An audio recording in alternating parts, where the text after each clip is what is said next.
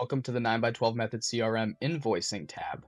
This is where you can manage your invoices and actually send invoices to your customers. So there's two ways that you can send an invoice. You can create an auto invoice or you can create a custom invoice. In order to create an auto invoice, you will have had to do two things already. You would have had to go to your settings and add it in your payment links. See the settings tutorial for information on that. And you'll also have to have somebody in your closed won pipeline stage so that it actually recognizes it, because you're going to have to select from your closed won contacts. So here we choose Mitchell Tebow and it'll automatically populate his information. That way it knows exactly where to send the email to and it saves you time. It already knows from his contact card that he was interested in the single ad space. And if you had a saved payment link, which I don't, it would show you what payment link it's going to use. And then you can press create invoice.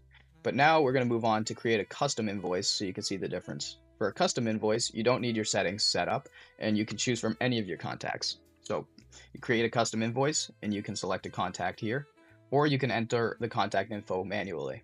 But I choose Mitchell Tebow because he's who I'm going to be invoicing for a medium slot.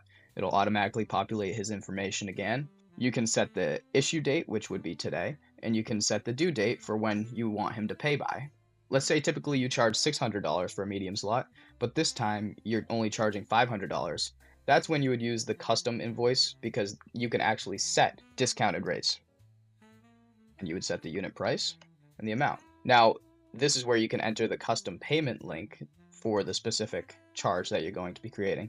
Because remember, we want this to come from your Stripe account because you are charging them. And you'll see what the invoice looks like once we create it. You can add any notes that you would like.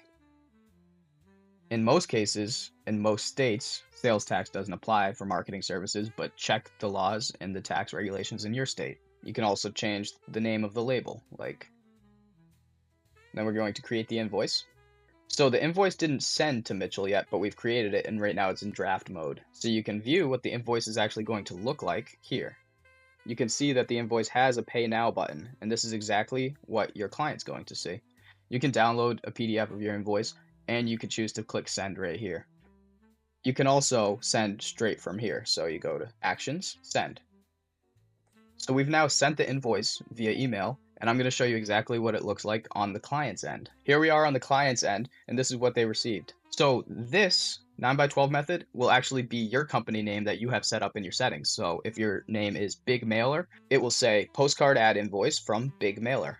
And it also will have your name, not Mitchell Tebow. The reason it has Mitchell Tebow is because I'm the one sending it from my account. But if your name is Bob, it's going to say Bob.